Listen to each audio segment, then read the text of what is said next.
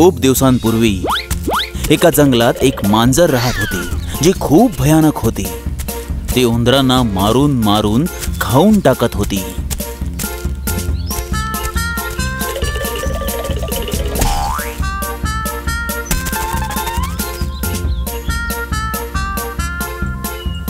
अरे दादा, मला मारू नकोस.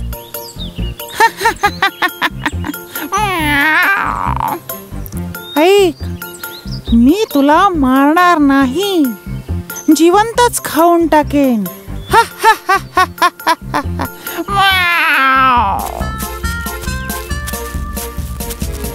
काही काळानंतर मांजर म्हातारी झाली होती. त्यामुळे तिला उंदीर पकडणं कठीण झालं होतं.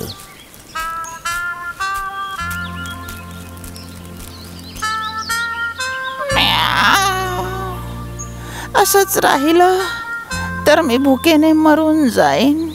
पण शिकार करायला काहीतरी डोकं नक्कीच लावावं लागेल. हा, सुचलं, असंच करतो. आता मांजरीने उंदीर पकडण्यासाठी एका दगडावर बसून संन्यासी बनून मंत्राचा जप करायला लागली.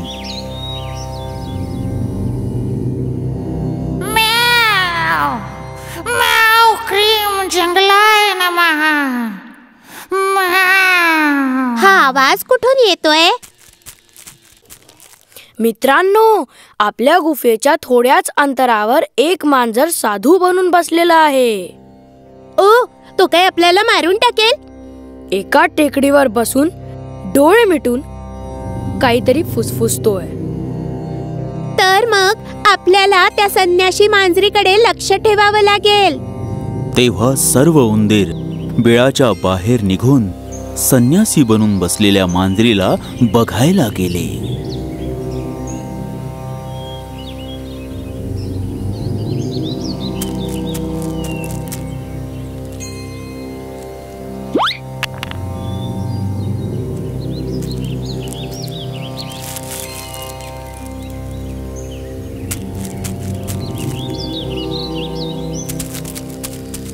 मी त्या मांजर साधूच्या समोर गेलो होतो, तरीही तो मला पकडायला नाही आला. थांबा, एकदा मी बघून येतो.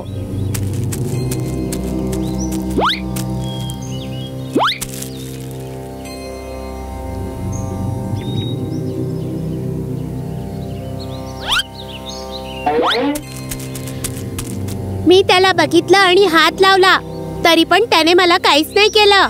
मला नाही वाटत की आता ती साधू मांजर आपल्यावर हल्ला करेल.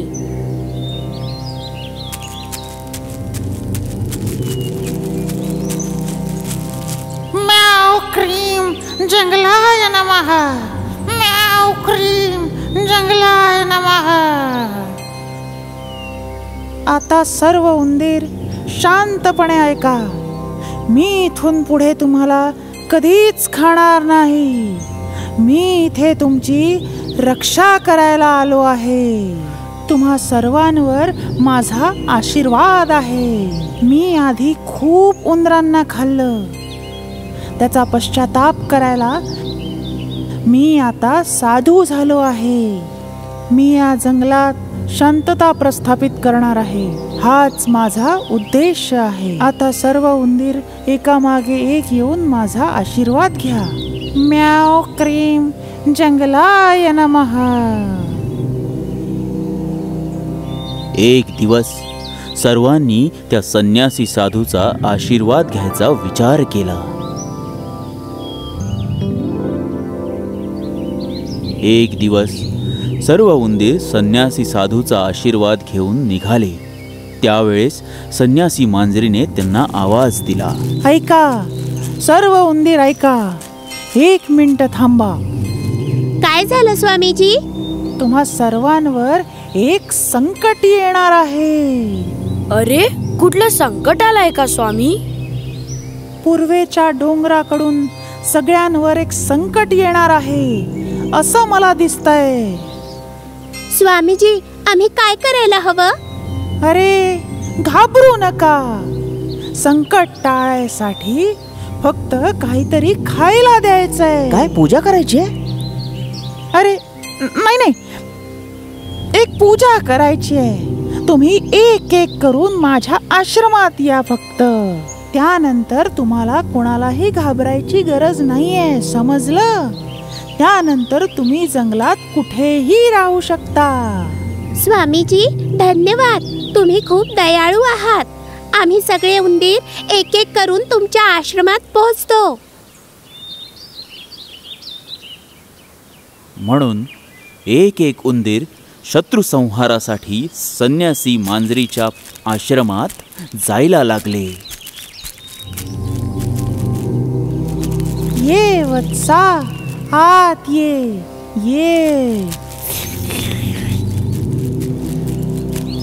खूप वेळानंतर जेव्हा उंदीर बाहेर आला नाही तेव्हा बाकी उंदरांना शंका यायला लागली आणि ते बोलू लागले. पूजेत जाणारे उंदीर अजून वापस नाही आले. कुठे स्वामीजींनी काही केलं तर नाही? अरे, वाटतं पूजा अजून संपली नसेल. तर मग स्वामीजींच्या आश्रमात आपण स्वतःच जाऊन पाहू. मग सर्व उंदीर संन्यासी मांजरीला भेटायला तिच्या आश्रमात जायला तयार झाले. म्याव क्रीम जंगलाय नमः, म्याव क्रीम जंगलाय नमः. स्वामीजी, पूजेला आलेले मित्र अजून वापस का नाही आलेत? आश्रमात येणारे सर्व उंदीर शत्रूच्या संहारासाठी पूजेत लागलेले आहेत. ते लवकरच परत येऊन जातील. तुम्हाला सर्वांना घाबरायची गरज नाही. ऐका मित्रांनो, नक्की काहीतरी गडबड आहे. आपल्याला याचा शोध घ्यावा लागेल. मग त्या तिन्ही उंदरांनी मिळून संन्यासी मांजरीच्या आश्रमात बीळ बनवायला सुरुवात केली. मग ते तीनही उंदीर एक एक करून आश्रमात घुसले आणि तिथे पोहोचल्यावर त्यांनी बघितलं, अरे नाही, हे तर आपले मित्र आहेत. आमच्या सोबत मांजर साधूनी धोका केला. मांजर साधूनी आपल्या मित्रांना मारून टाकलं. आता आपल्याला त्याला अद्दल घडवावीच लागेल. संन्यासी मांजरीला धडा शिकवायला उंदरांनी एक निर्णय घेतला आणि तिला धडा शिकवायला एक योजना बनवली.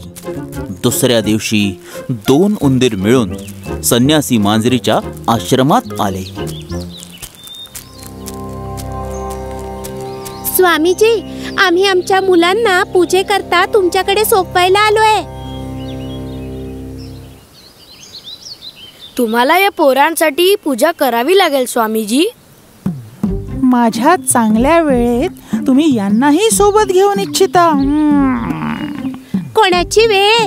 अरे माझा नाही, तुम्हा सर्वांची चांगली वेळ. माझी थोडी जीभ घसरली होती.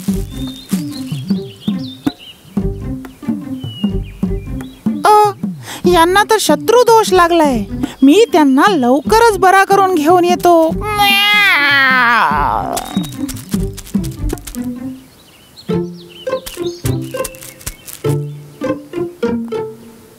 उंदराची पूजा करण्यासाठी आत गेलेली संन्यासी मांजर थोड्याच वेळात बाहेर आली. स्वामीजी, काय झालं? शत्रू दोष संपला का? पण संन्यासी मांजरीला हे माहीत नव्हतं की उंदरांनी तिला दिलेलं चिपकणारं गोंद होतं. मांजर मांजर मांजर मांजर संन्यासी मांजर, मांजर मांजर मांजर मांजर संन्यासी मांजर.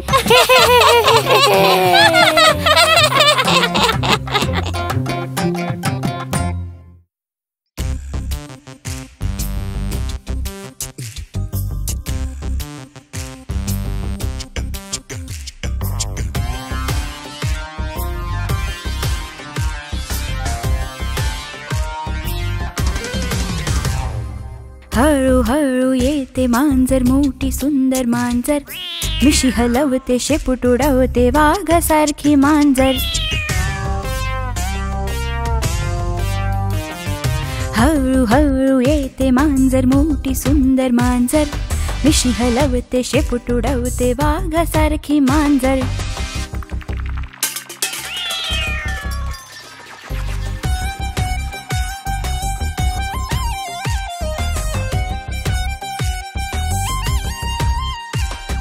उंदराला खाते मांजर, भांडी पाडते ती मांजर. उंदराला खाते मांजर, भांडी पाडते ती मांजर. दूध चोरून पिते मांजर, पायात घुसते मांजर. हळूहळू येते मांजर, मोठी सुंदर मांजर. मिशी हलवते, शेपूट उडवते, वाघासारखी मांजर. हळूहळू येते मांजर, मोठी सुंदर मांजर. मिशी हलवते, शेपूट उडवते, वाघासारखी मांजर.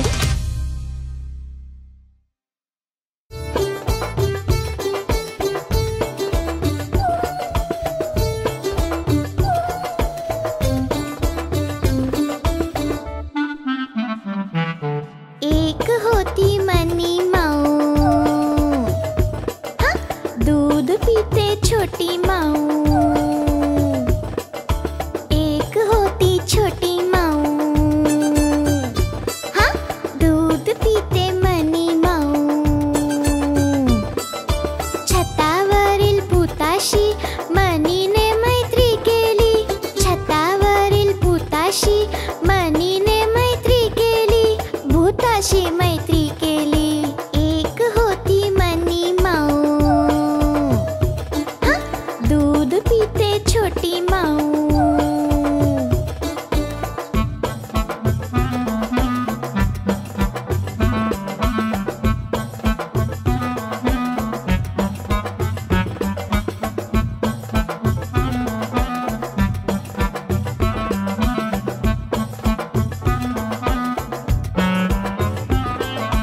सगळ्यांपासून दूर भूत आणि मनी माऊ दोघे मिळून लपाछुपी खेळू ते लागले.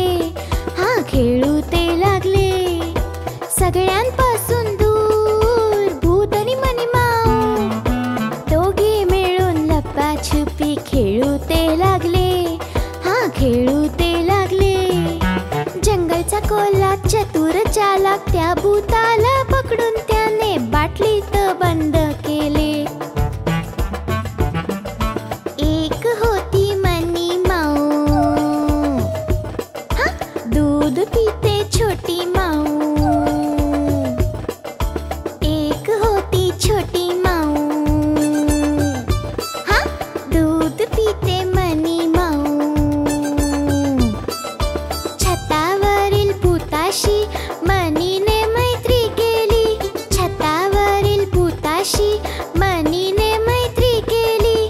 भूताशी मैत्री केली. एक होती मनी माऊ, दूध पिते छोटी माऊ.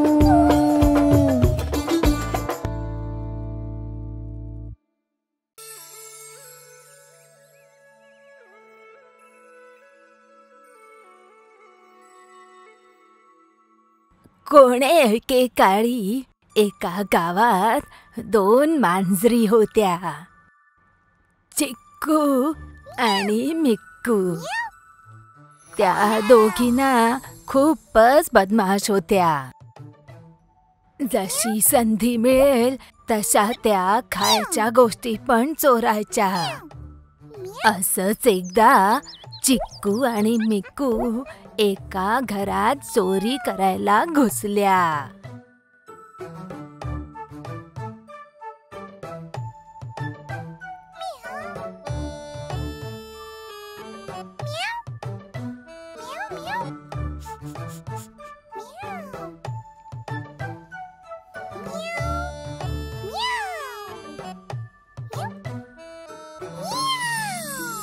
त्या दोघींना तिथे एक पोळी मिळाली.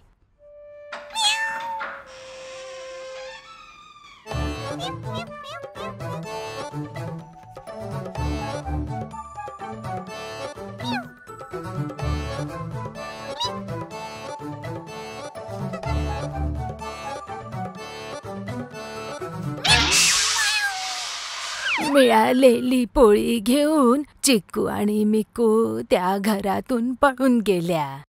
त्यांनी पोळी आपसात वाटून घ्यायचं ठरवलं आणि मिक्कूने त्याचे तुकडे केले.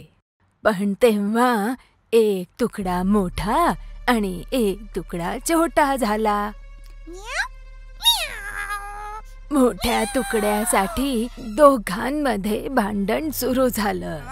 तिथल्याच एका झाडाच्या फांदीवर बसलेल्या एका छोट्या माकडाने ते बघितलं. त्याने खाली उतरून त्या मांजरींना म्हटलं, मित्रांनो, तुम्हा दोघांमधल्या अडचणींचा उपाय आता मी सांगतो. एक मोठा आणि एक लहान. हे मी तुम्हा दोघांना समान वाटून देऊन देईन. हा तर थोडासा मोठा आहे. हे घ्या.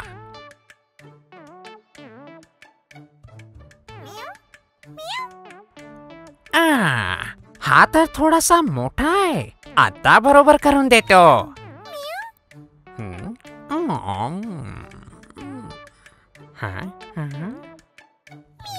आणि आता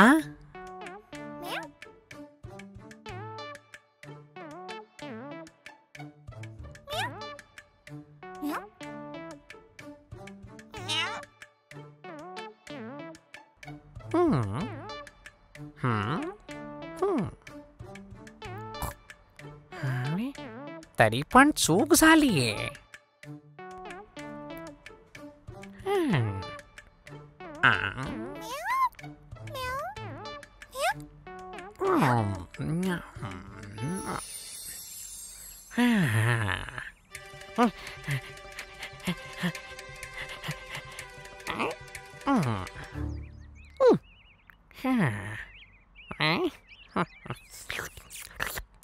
असं करत माकडाने ती पूर्ण पोळी खाऊन टाकली.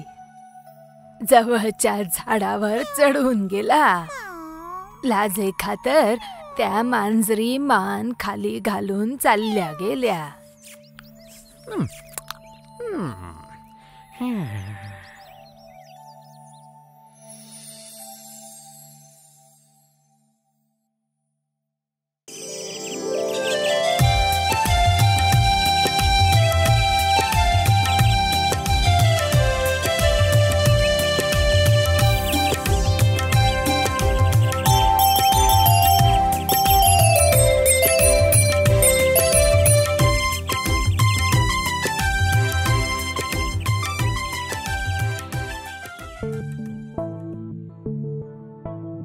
ओहो, किती भयानक आहे हे जंगल.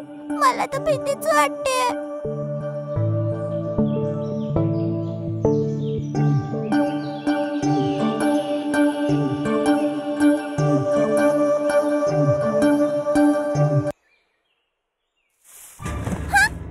अरे बापरे, वाघाचं पिल्लू.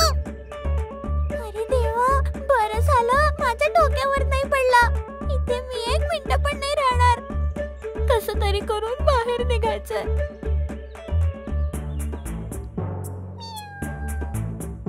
असं वाटतं की हा रस्ता बाहेर घेऊन जाईल.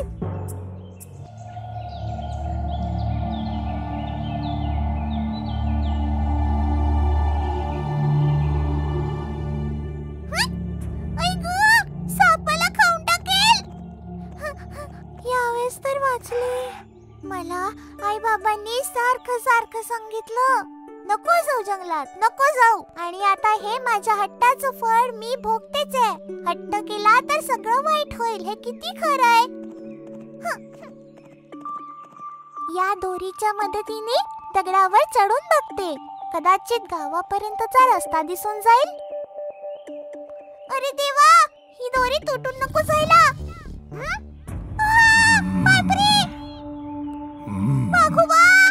माझ्या शेपटीला पकडून चढण्याची हिम्मत कशी झाली तुझी? मला माफ कर दादा. मला वाटलं विमानच आहे की काय. एका वाघाची शेपटी, मांजरीच्या पिल्ल्या, तुला काय विमान दिसलं? मी या जंगलाचा कोण आहे तुला माहिती पण आहे? नाही माहिती. मी इकडे पहिल्यांदाच आली आहे. सांगा ना, तुम्ही कोण आहात? ऐकशील तर तू थक्कच राहशील. मी या जंगलाचा वाघ आहे, वाघ. अरे मला तर वाटत होतं तुम्ही सिंहच आहात. सिंह तर नाही, पण माझा स्वभाव वाघासारखा आहे. तू ऐकलं असशील की हा तर वाघासारखा आहे. आता तर तू घाबरलाच असशील. असं वाटतं हा तर मूर्ख आहे. चला एक उपाय करून पाहूया. भीती, आणि ती पण मला.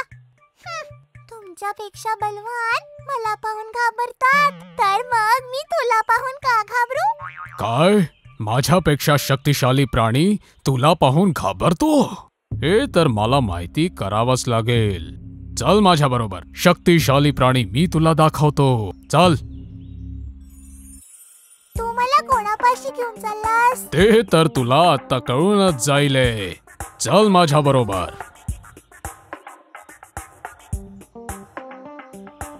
ते बघ, तिकडे एक अस्वल उभा आहे. जर तू त्याच्यापेक्षाही बलवान आहे तर त्याला आव्हान दे.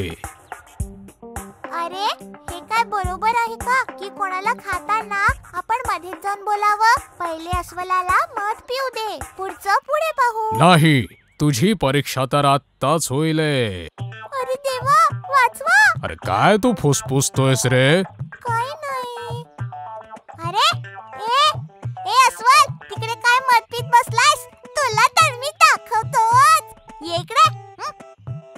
अरे मलाच तर बोलतोय. मला आव्हान देण्याची लायकी आहे का त्याची? अरे देऊ का दोन ठेवून? अरे वाघ पण आहे. हिम्मत असेल तर जवळ तर येत दाखव. भालू चोर कुठला, मारून मारून तुझी चटणी बनवून टाकीन. हा तर माझ्या डोक्यात गेलाय आता. अरे तुला तर मी, ते तर वाघ त्याच्या बरोबर आहे म्हणून एवढी हिम्मत. आता करता काही न ऐकल्यासारखं इकडून पळतो, ते चांगलं. बघितलं का वाघोबा, तू मला घाबरून पळून गेला. आता समजलं ना की मी कोण आहे ते? समजून तर गेलो, पण एक अजून प्राणी मी तुला दाखवतो. पहा पहा, तो तर खूपच भयानक आहे. कोण? तो जंगली बैल. त्याला तर मी अशी धूळ चाटवेल. ओय जंगली बैल, असं ऐकण्यात आलंय की तू खूप खतरनाक आहेस. असं आहे तर ये माझ्या जवळ, तुला आत्ता दाखवतो की मी कोण आहे. अरे पिल्ल्या, जर तो या बाजूला आला तर मी थोडस बाजूलाच होतो. कसा डरपोक आहेस रे? माझ्या जवळ येऊन उभा राहून जा. ओय जंगली बैल, इकडे ये ना. तो इतका छोटासा पिल्ला जर मला आव्हान देतोय तर त्या मागे काहीतरी तर आहे. हे सगळं त्या वाघाचं कारस्थान आहे. भलं यातच आहे की मी इथून चाललो जाऊ. अरे पिल्ल्या, मी तर तुला नंतर पाहून घेईन. पाहिलंस माझी ताकद? तू ज्यांना ज्यांना मला दाखवलंस ते सगळे मला घाबरून पळून गेले. मी म्हंटल होतं ना की तुझ्यापेक्षा शक्तिशाली सगळे मला घाबरतील. अरे मित्रा, आता तर तुझ्याबद्दल थोडं थोडं कळायला लागलंय पिल्ल्या. या जंगलात अजून कोणी शक्तिशाली असेल तर दाखवून देशील मला? कोणी सिंह नाहीये का इकडे? अरे सिंहाला तर सोड, त्यापेक्षाही एक शक्तिशाली प्राणी आहे. चल मी तुला दाखवतो. चल. तो आहे शक्तिशाली हत्ती. इथे आलेल्या खूप शक्तिशाली प्राण्यांना मारून टाकलंय. जंगलाचा कोणीही प्राणी, मी आणि तू, त्याच्या समोर काही पण नाही. अच्छा, तर असं आहे का? याला तर मी सोडणारच नाही. अरे ओय हत्ती, ए मोटू, ये तर इकडे. तू या सगळ्यांना मारतोस? आज तर मी तुला सोडतच नाही. एक छोटस मांजरीचं पिल्लू मला आव्हान देतोय आणि त्याच्या बरोबर एक वाघ आहे. यात काही तर कारस्थान आहे. जोपर्यंत हे आव्हान ऐकून मी तिथे पोहोचीन तोपर्यंत सगळे वाघ मला पकडतील आणि मला मारून टाकतील. हे षडयंत्र मी जाणू नये. तुमचं कुठलंही छळ माझ्या समोर चालणार नाही. चला, मी तर निघतो. अरे हे काय? घाबरून पळून चाललास की काय? थांब थांब. अरे मित्रा, मी पण निघू का? अंधार पण होतोय ना आता. अरे हट, तू तर कुठेच नाही जायचं. मला इतका त्रास दिलास, आता मी किती शक्तिशाली आहे हे बघच. अरे देवा, आता मला कळलंय तूच शक्तिशाली या पूर्ण जंगलात. तुला कुठल्याही प्रकारे त्रास दिला असेल तर मला माफ कर रे भाऊ. आता तू जे म्हणशील तेच मी करीन. काहीच हरकत नाही, या वेळेला मी तुला माफ करतो. पण मी जे तुला म्हणेन ते तू करशील ना? लवकरात लवकर मला या जंगलातनं बाहेर जायचा रस्ता दाखव. ते तर मी नक्कीच करतो. तुम्ही माझ्या पाठीवर बसून जा.